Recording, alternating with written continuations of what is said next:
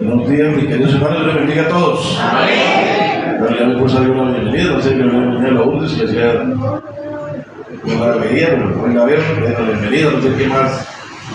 Estaba ya en el Rosero también que nos acompaña. Y más, ¿hay alguna persona que nos esté visitando? ¿Ah? Bueno, Felipe ya estaba viviendo seguido, que no le ha tocado el corazón. Muy bien. Vamos a tener el tiempo de la palabra.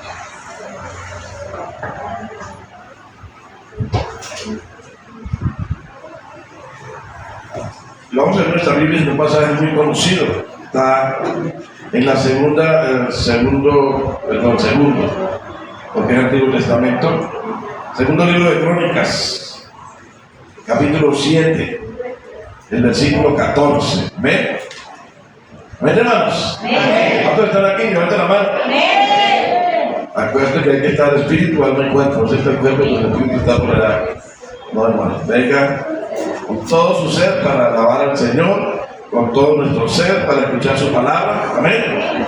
El Señor no quiere competir con lo que estemos pensando en otras cosas. Vamos a leer el segundo libro de Crónicas, capítulo 7, versículos del 11 hasta el 14.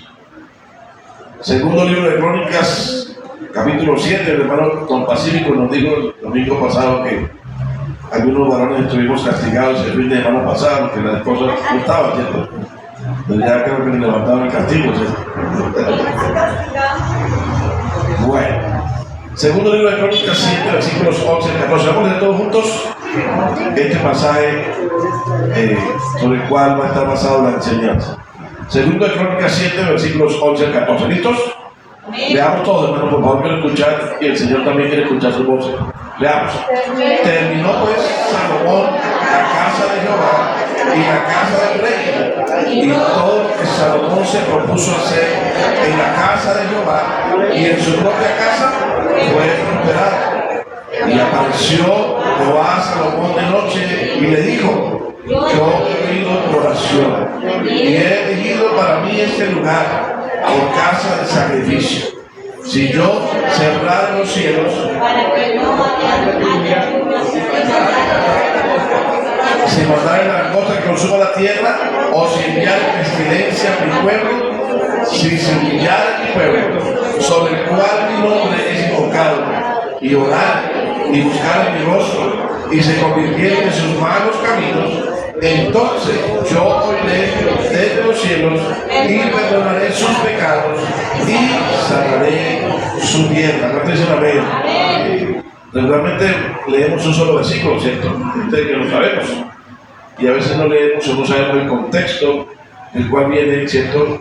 Anteriormente, y aún no leemos después. Entonces a veces tenemos los versículos como un suelto. Pero los versículos de la palabra siempre están en contexto. Dice que Salomón se demoró 7 años construyendo el templo para el Señor. Y dice aquí, nos está contando la historia que él terminó la construcción del templo, y se dice que en la casa del rey se demoró 14 años. Sus palacios, ¿cierto? Fue el doble, ¿no? El doble de lo que se había demorado construyendo la casa del Señor. Y eso ya nos va mostrando, ¿cierto?, como una tendencia triste, ¿no?, de Salomón, porque vemos que Salomón empezó muy bien, ¿cierto?, su reinado, pero luego sabemos lo que pasó. Se dice que Saúl fue un rey sin corazón, sin un corazón para Dios. Saúl siempre quería hacer su voluntad, Saúl siempre quería quedar bien, ¿cierto?, ante los demás, pero era desobediente delante del Señor, nunca tuvo un arrepentimiento verdadero. Y todos sabemos cómo terminó, ¿sí? Se dice que David, en cambio, era todo corazón para Dios. Quería agradar a Dios, ¿cierto?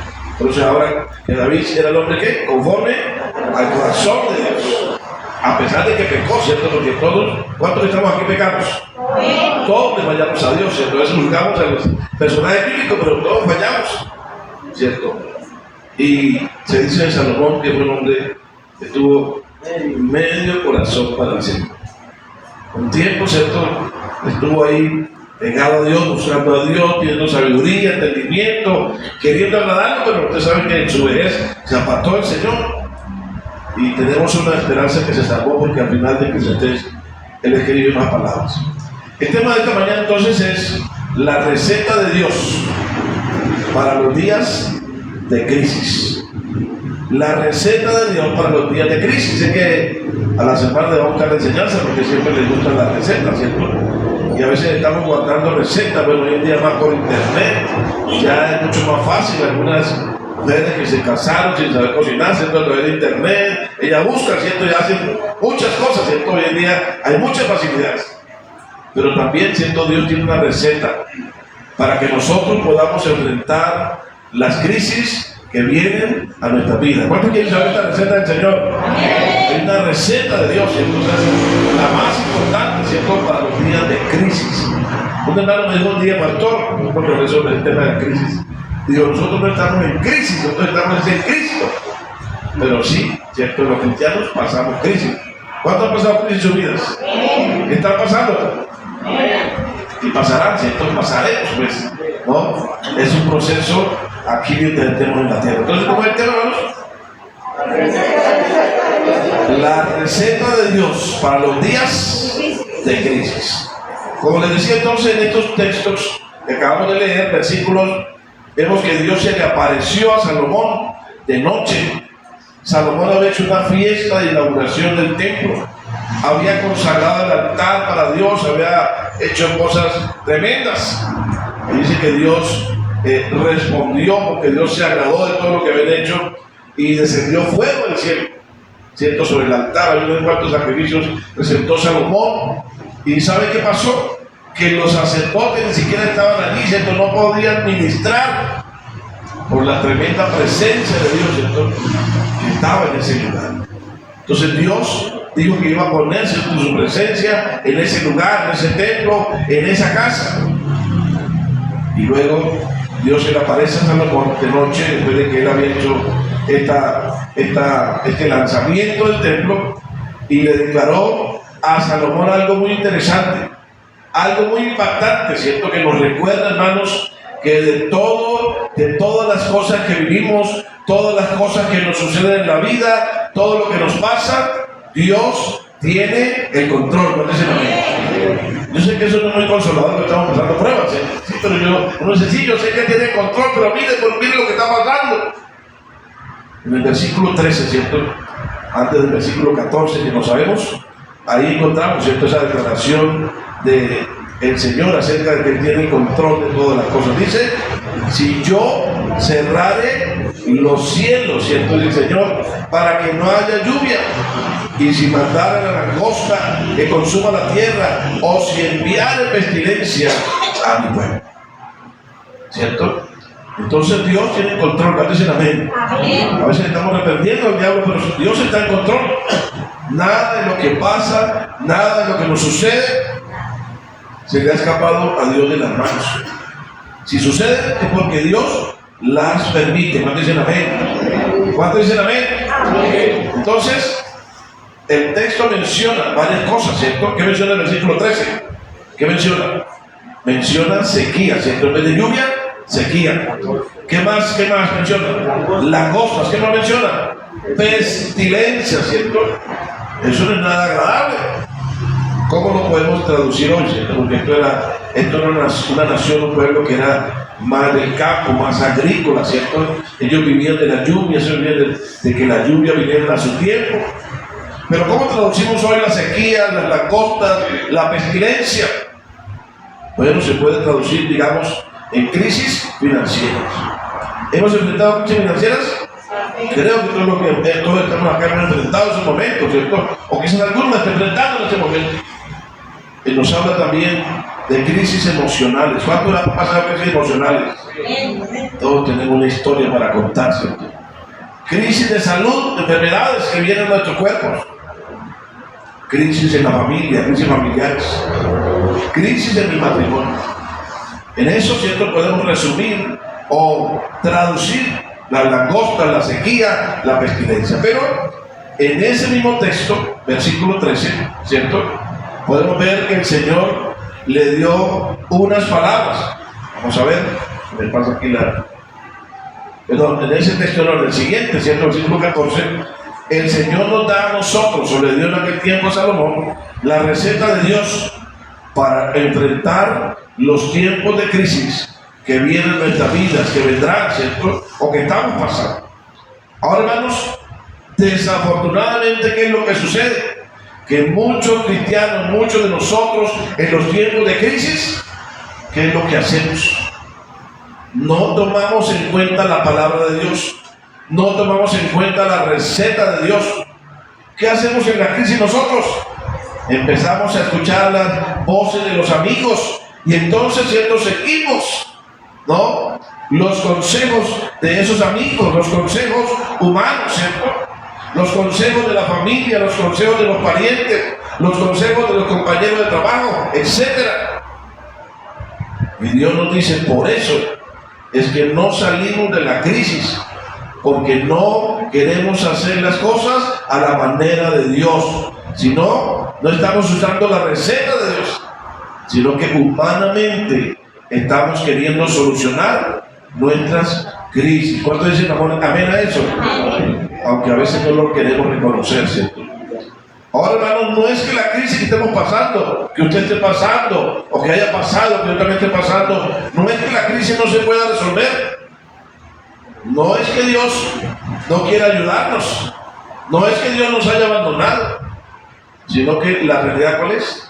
Nosotros mismos no queremos tomar en cuenta la ayuda de Dios, y a toda costa estamos queriendo, yo sé que soy capaz de solucionar este problema no me haga nada, y luchamos ahí.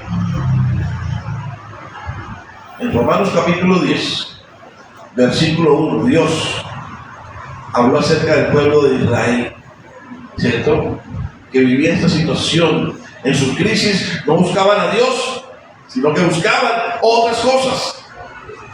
Capítulo 10 de Romanos, versículo 21 nos dice, pero acerca de Israel, dice, ¿qué dice? Todo el día que hizo, extendí mis manos a un pueblo que incompleto. Ahora, ¿para qué Dios extiende sus manos, hermano? ¿Por qué Dios está diciendo acá que Él extendió sus manos, ¿cierto? Todo el día, todo el tiempo. ¿Qué significa eso, hermano? Extender la mano de parte de Dios.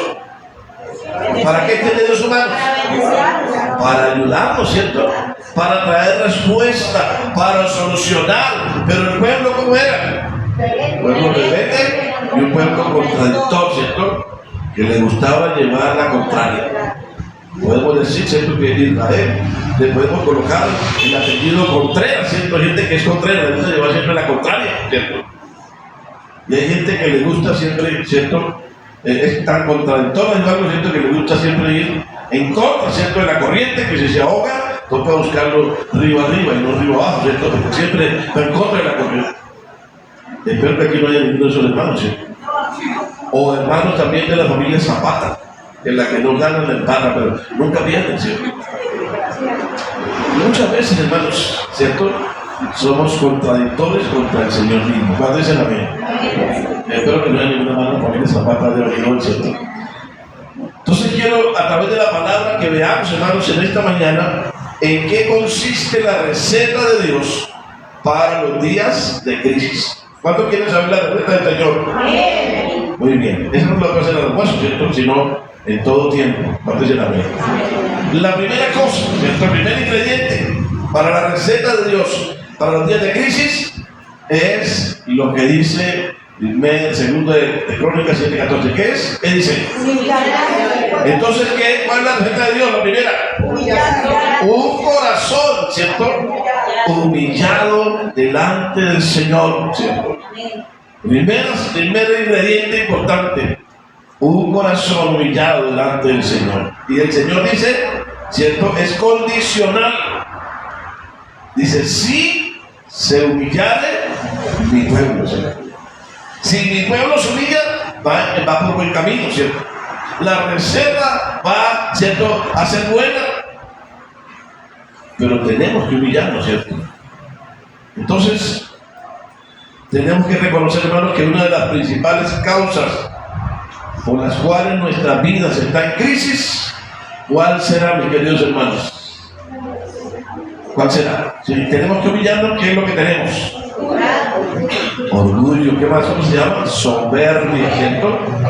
Una ¿cierto? De las principales causas por las cuales nuestra vida está en crisis es la soberbia del corazón. A veces como cristianos no queremos reconocer que somos soberbios, ¿cierto?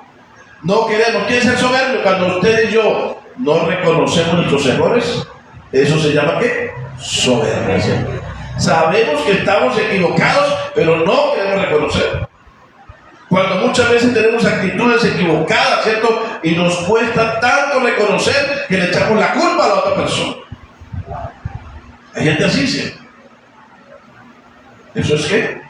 Orgullo, soberbia, ¿cierto? Soberbia también es no querer aceptar que necesitamos la ayuda de Dios. ¿Cuántas veces estamos en crisis, en problemas y no buscamos a Dios? Hasta enojados con Dios, ¿cierto? A veces estamos, ¿no? Enojados con el Señor. Y eso también es soberbia, ¿cierto? También creer que siempre tenemos la razón en lo que hacemos, en lo que decimos. Eso también es orgullo, hermano. De que usted nunca se equivoca, que usted es perfecto, perfecta, ¿cierto?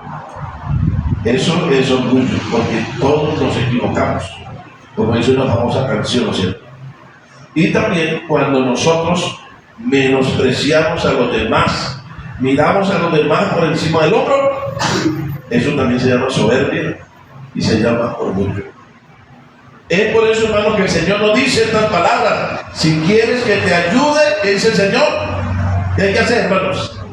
Si queremos que el Señor nos ayude, ¿qué hay que hacer? Tenemos que venir con una actitud de ¿qué? De humildad delante del Señor. ¿Cuántos dicen amén? Porque la Biblia nos enseña que los corazones llenos de soberbia, que los corazones llenos de altivez, no son, el Señor no los acepta, no los recibe en su presencia. ¿Sabe usted eso?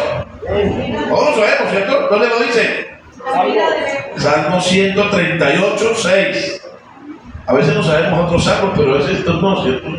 Estos no los memorizamos. La promesa y nos gusta, ¿cierto? Salmo 138, 6 dice: porque Jehová, ¿qué? Es excelso y atiende a qué? Humilde, ¿cierto? Más atractivo, ¿cómo lo mira? Como nosotros decíamos con amigos, ¿saben qué? A metros, hacemos algunas personas, ¿cierto? Lo mira de lejos. No le permite que se acerque. Pero también el orgullo de la persona, ¿cierto? No hace que la persona por lo menos haga el propósito de acercarse a Dios. Pero hermanos, aún si hemos fallado y somos orgullosos, si reconocemos que estamos siendo soberbios, escuchen bien, lo maravilloso de Dios, lo maravilloso de la palabra, es que la Biblia declara que toda persona que viene con un corazón contrito y humillado, ¿qué hace el Señor? Salmo 51, 17. Salmo 51, 17. Entonces, esa es la actitud correcta delante de Dios. Recuerde, el primer ingrediente de la receta, ¿cierto? Los sacrificios de Dios, dice el Salmo 51, 17, son el espíritu que quebrantado, al corazón contrito y humillado, no despreciarás tú, oh Dios. ¿No dicen amén? Si no lo desprecia, entonces ¿qué hace el Señor con un corazón contrito y humillado? Lo recibe, lo aprecia, ¿cierto? Lo quiere, lo ama. Todo lo contrario, ¿cierto? Entonces, hermanos, tener un corazón contrito y humillado es más que solamente sentir una culpa. Ay, sí, yo siento culpa. Tener un corazón contrito y humillado es más que solamente sentir un remordimiento. ¿Qué es tener un corazón contrito y humillado?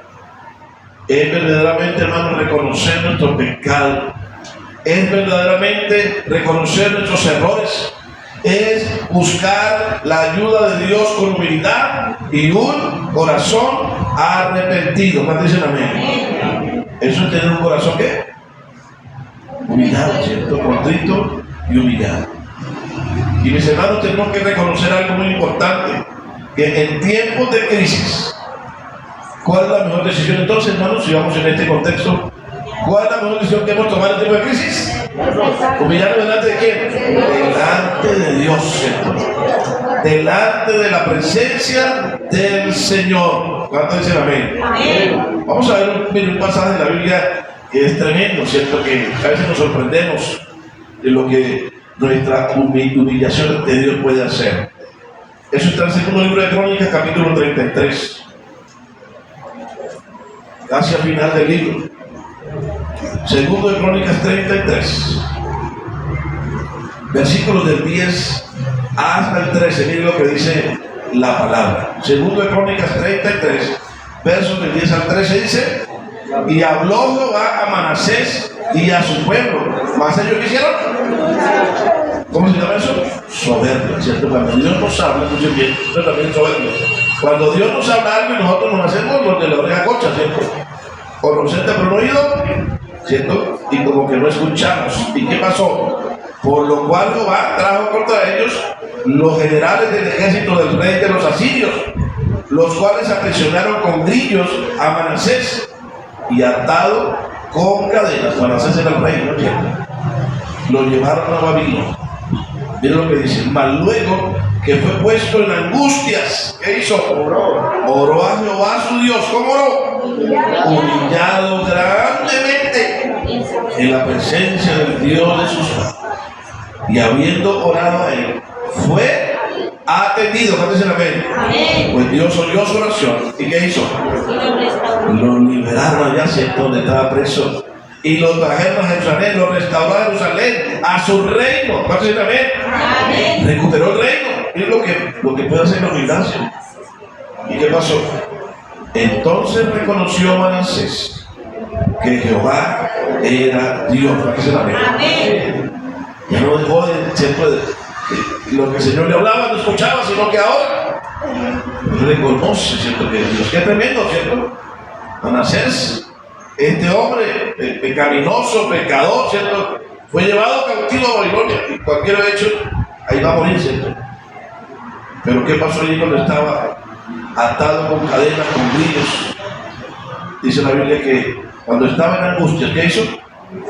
Oró a Jehová su Dios humillado. Hermanos, y esto no es ninguna apariencia, porque a Dios no lo podemos engañar. Dios sabe cuando la persona se arrepiente de corazón. Y el arrepentimiento de Manasés fue de corazón, ¿cierto? El arrepentimiento es humillarnos ante Dios con reverencia, reconociendo nuestros errores. ¿Cuántos dicen amén? Eso es arrepentimiento, ¿cierto? Humillación, perdón. Y dice la palabra que habiendo orado al Señor, ¿cierto? Humillado, Dios escuchó su oración, porque la palabra dice que, ¿cierto? Un corazón contrito humillado, ¿qué? El Señor no lo desprecia. Aquí tenemos un ejemplo muy claro, ¿cierto? ¿Qué hizo el Señor? Lo llevó otra vez a Jerusalén y fue restaurado a su reino. ¿Cuántos dicen amén? Termino este punto primero con una frase. Cuando el hombre se humilla delante de Dios, la crisis deja de ser el lugar de su derrota y se convierte en el lugar donde Dios comienza su restauración. Otra vez repito, cuando el hombre se humilla delante de Dios, la crisis deja de ser el lugar de su derrota y se convierte en el lugar donde Dios comienza su restauración. ¿Cuánto dicen amén? Entonces termino este punto diciéndole que humillarnos es doblarnos delante del Señor. Deje de resistirse, hermano. Deje de resistir a Dios. Deje de llevar la contraria a Dios. Doblemos ante su presencia. Humillémonos. Rindámonos a la presencia, a la voluntad del Señor. Amén. Esta palabra humildad significa eso. Como cuando agarran a un soldado, ¿cierto? Y él depone sus armas y él se rinde. Bajen sus armas, no debe pelear contra Dios. Rindámonos de su presencia. Y entonces el Señor escuchará nuestra oración. ¿Cuánto dicen amén? Segundo ingrediente. ¿Cuál es el primer ingrediente entonces? ¿De qué? De corazón, ¿cierto? Humillarnos de corazón delante de nuestro Dios. Un corazón humillado es la primera cosa. Segundo, número 2. Segundo ingrediente es que debemos desarrollar una verdadera relación de amistad con Dios. Después de humillarnos, ¿cierto? tenemos que recuperar nuestra relación con Dios, una amistad con Dios. Entonces es el capítulo 2 de Crónicas 7:14, la segunda parte que dice, y orar y buscar ¿qué? Mi rostro.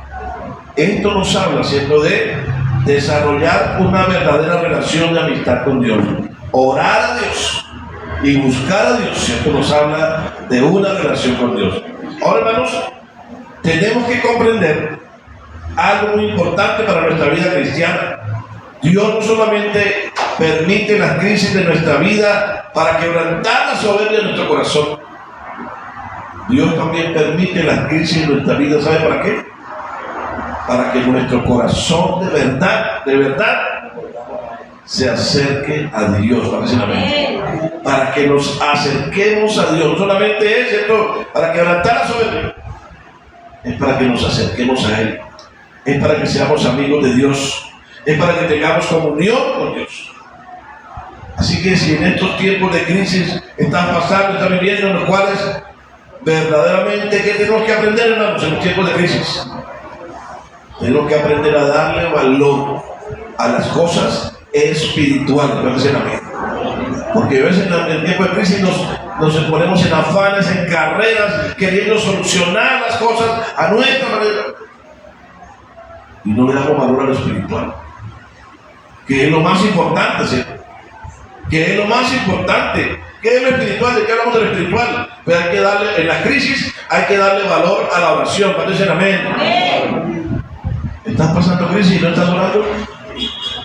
¿Cierto? Estamos equivocados, estamos en el lugar equivocado. En el tiempo de crisis hay que dar lugar también a la adoración a Dios. ¿Amén? Hay que adorar, aunque todo parezca contrario. En los tiempos de crisis también hay que alabar a Dios. Amén. ¿Recuerdan la canción?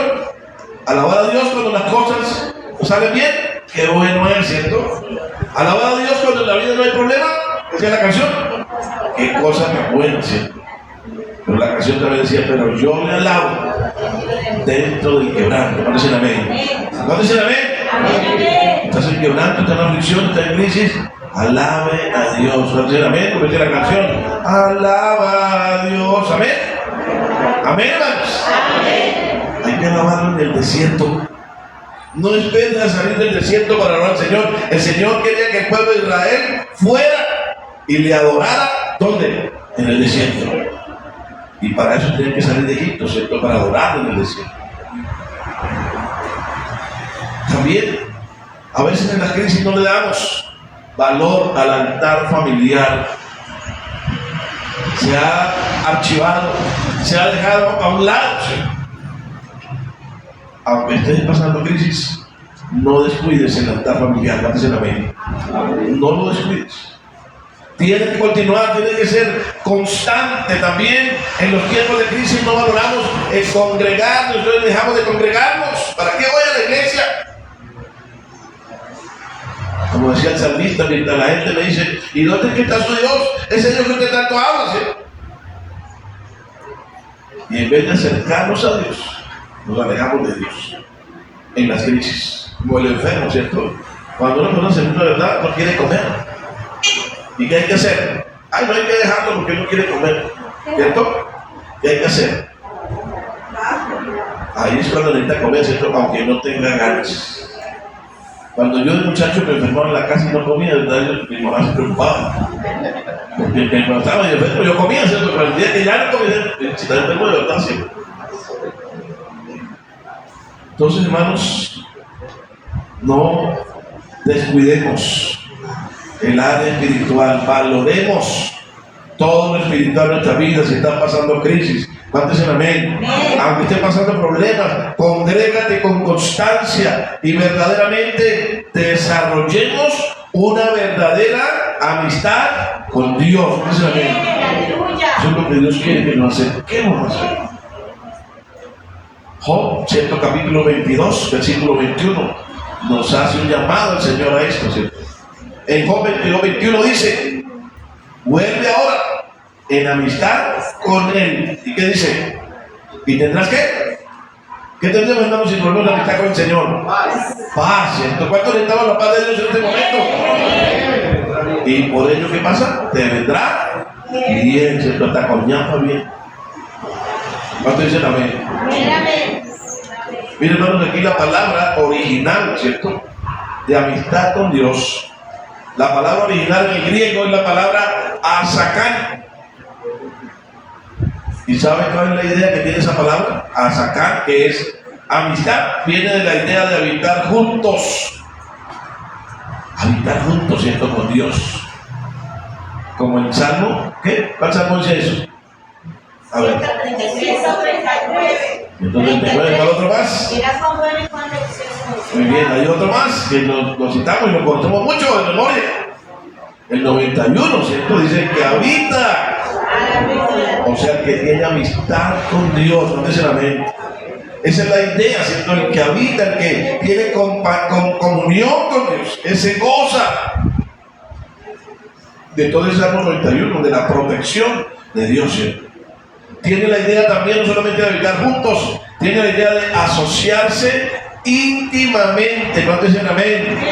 Dios quiere que nos asociemos íntimamente con Él. ¿No dicen amén? Poquitos amén, dice. Dios quiere darnos a conocer sus secretos. Y Dios también quiere escuchar, ¿cierto? Los anhelos y deseos que hay en nuestro corazón. Significa también esta palabra, ¿cierto? Amistad con Dios, dejar el distanciamiento con Dios. ¿Cuántos cristianos están hoy en este lugar? Se han distanciado del Señor por alguna razón, por alguna cosa. Ya no es como al principio, ¿cierto? Es el primer amor. Y el Señor nos llama para que dejemos ese distanciamiento, que dejemos la rebeldía. Estamos rebeldes aquí, ¿cierto? Algunos son rebeldes activos, otros rebeldes pasivos, pero todos rebeldes al fin y al cabo, ¿cierto? Esta palabra también nos tiene la idea de vivir. Mira, el Señor quiere que dejemos la rebeldía y que vivamos en armonía. ¿Cuántos dicen amén? Amén. Y comunión cercana con Dios. ¿Cuántos dicen amén? ¿Sabe qué dice la Biblia? Que Dios está cercano para quién. ¿Para los que están lejos? ¿Para los rebeldes? Los que le buscan, ¿cierto? Los que quieren tener amistad con Él, los que quieren tener comunión, asociación con Dios. A esas personas Dios está cercano. Así que, hermanos, esto significa que no solamente se trata de buscar a Dios con humildad para salir, voy a buscar a Dios para salir de este problema. Muchas veces buscamos a Dios como el bombero, ¿cierto? Que nos solucione el problema, que nos solucione la dificultad, y luego que el Señor nos solucione el problema, ¿qué hacemos? Otra vez nos alejamos, ¿cierto? Nos alejamos nuevamente de Dios. Eso no es lo que Dios quiere, hermanos. Dios quiere que comprendamos con sabiduría que en medio de las crisis de nuestras vidas, Dios tiene propósitos de bendición para nuestro crecimiento espiritual. ¿Cuántos lo creen? En esa crisis que estás pasando hay un propósito de Dios para que tú crezcas espiritualmente, para que tú conozcas más a ese Dios. ¿Cuántos lo creen? Amén. Primera de Pedro, capítulo 5. ¿Algún hermano ayuda a leerlo, por favor? Yo tomo agüita. Versículo 10, primera de Pedro 5:10. ¿Qué dice? Mas el Dios de toda gracia, que nos llamó a su gloria eterna en Jesucristo, después que hayáis padecido un poco de tiempo, Él mismo os perfeccione, afirme, fortalezca y establezca. ¿Cuántos dicen amén? Ese versículo. ¿Cierto? Nos gusta la primera parte, más el Dios de toda gracia, que nos llamó a su gloria eterna. ¡Qué bendición!, ¿cierto? Pero la siguiente no me gusta. Después que hayáis padecido, ¿qué? Un poco. Nosotros, primeramente, no nos parece un poco, sino que nos parece un poco, ¿no? ¿Cierto? Un poco de tiempo, porque dice el mismo, después de que pase todo, ¿qué va a hacer el Señor? Nos va a perfeccionar, o sea, vamos a crecer, vamos a conocerlo a Él, nos va a afirmar en el camino del Señor, nos va a fortalecer, si estamos dentro de un área, seremos fortalecidos y nos va a establecer, para estar firmes. ¿Cuántos dicen amén? La segunda ¿qué? Ingrediente, ¿cierto? Primero, un corazón ¿qué? Humillado. Número 2. Desarrollar una relación de amistad. Bueno, escuché varias versiones. Desarrollar ¿qué? Una verdadera relación de amistad con Dios. Y cuando habla de desarrollar significa que eso lleva tiempo, ¿cierto? Eso no es de un día para otro. Ya, pastor, ya desarrollé todo. No, hermanos, a Dios lo conocemos cada día un poco más, un poco más. Y vamos al tercero y último de esta mañana. Tercer ingrediente, según 2 de Crónicas, capítulo 7, versículo 14. ¿Cuál será? Un verdadero ¿qué? Arrepentimiento. ¿Cuántos amén? Amén. Un verdadero arrepentimiento que se manifiesta. El verdadero arrepentimiento, ¿cómo se manifiesta? Un cambio. En un cambio de vida, ¿sí? Dios quiere un verdadero arrepentimiento, pero que se manifieste en un cambio en nuestras vidas. ¿Cuántos dicen amén? ¿No? Segundo de Crónicas 7, 14, la última parte, dice: y se convirtieren de sus malos caminos. Y esta palabra está, ¿cierto? ¿Para quién? Para un pueblo que era el pueblo de Dios. Esto no es para los inconversos. Esto es para los cristianos. ¿Será que los cristianos nos apartamos del Señor? ¿Nos alejamos del Señor? Podemos seguir, venimos a la iglesia, pero estamos apartados del Señor. ¿Será que cristianos entonces a veces en el camino? ¿Sí o no? Sí. ¿Y por qué no dicen que sí todos? Sí, pues cuesta, ¿cierto? Reconocerlo. Dice la palabra: y se convirtieren, mire, el pueblo de Dios andando en ¿qué? En malos caminos. ¿Será que nosotros estamos andando en malos caminos? Cada uno tenemos que revisarnos delante del Señor. Amén. Cada uno sabemos, ¿cierto? Si estamos en malos caminos, ¿qué vamos a hacer? No vamos a quedar ahí diciendo: ay, sí, yo estoy en malos caminos. No, bueno, sí. Hay que arrepentirnos, ¿cierto? Hay que convertirnos de corazón. ¿Cuántos dicen amén? Si de algo podemos estar seguros, es que muchas veces las crisis pueden ser el inicio de una verdadera transformación en nuestra vida. ¿Cuántos lo creen? Las crisis pueden ser el principio de una verdadera transformación en nuestras vidas. Cuando Job terminó la crisis, ¿qué dijo? Señor, de oídas te había oído, pero ¿qué dijo? Mas ahora mis ojos te ven. ¿No dicen amén? Ahora he experimentado, ahora conoció a Dios. Así que, hermanos, esos tiempos de dolor, esos tiempos de enfermedad, esos tiempos de escasez, esos tiempos de soledad, nos permiten tener un arrepentimiento verdadero, amén, en nuestras vidas, ya que reconocemos las consecuencias de nuestros pecados y de nuestros malos caminos. A veces tenemos que pasar por esos momentos, por esos tiempos, hasta que reconocemos, ¿sí? Eso le pasó a quién, ¿recuerdan? ¿Alguien de la Biblia? ¿Una historia? ¿Alguna parábola que nos hable de eso? El hijo pródigo, ¿cierto? Él tuvo que reconocer. Él se fue de la casa rebelde, el papá le pidió la herencia y pidió la herencia en aquel tiempo. Era como decirle: papá, yo quiero que usted se muera. Y se fue rebelde y se gastó toda la plata, ¿cierto? Mujeres, el trago, amigos, entre comillas. Pero cuando todo lo hemos perdido, ¿qué se le los amigos se desaparecieron, ¿cierto? De una manera extraña. Y quedó solo. Solamente tenía un amigo que lo llevó así: bueno, tengo una casa, no me hablaron. Vaya y los cuida y pelea la comida con ellos. Entonces, imagínense qué tipo de amigo era, ¿cierto? Un conocido. Y fue en esa condición de necesidad, de escasez, ¿cierto? Que nunca había vivido en su vida, que él tuvo una verdadera conversión. En la mente. Él reconoció, ¿cierto? Dijo: en la casa de mi padre, ¿qué dijo? Hay abundancia de pan. Y yo aquí estoy muriendo de hambre, ¿sí? Pero no solamente pensó en el pan, yo creo que también pudo recordar y pensar que en la casa de su padre había mucho amor. Sus padres amaban, se quiso ir solo. Recordó el amor de sus padres, de su familia. Pero yo no me levantaré de mi padre, y le reconoció. Padre, él se hizo todo el discurso, pero no se quedó ahí sentado, sino que él se puso de pie y se fue de camino para su casa. E hizo lo que había, ¿cierto? Fue un verdadero arrepentimiento. Ese hijo que regresó a casa no era el mismo que se había venido ahora cambiado, transformado. Amén. En este caso todos sabemos, ¿cierto?, que a veces los seres humanos a veces cambiamos por un momento. Esto lo aprendemos en la clase de liderazgo, ¿cierto?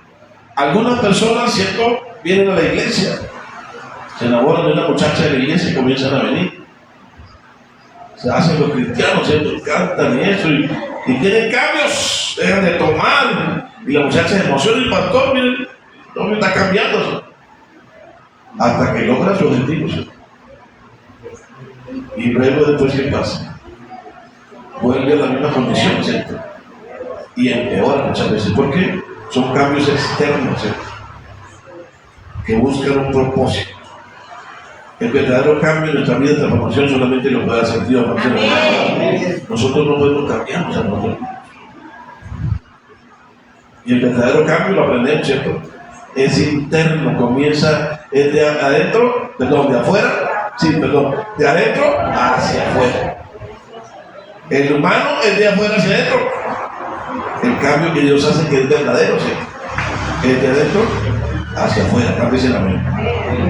Entonces, a veces hay gente que dice, pastor, la persona cambió por un rato y le dieron una hora a la persona, no, pastor, la verdad está peor.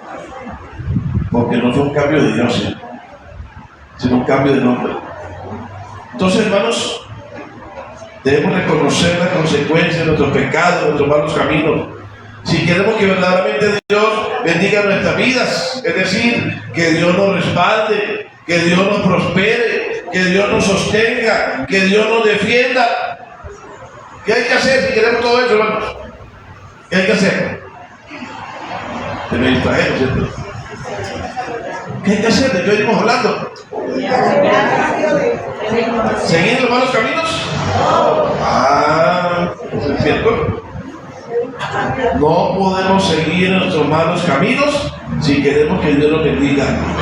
Si queremos que Dios nos respalde, que Dios nos sostenga, hay que renunciar a esos malos caminos.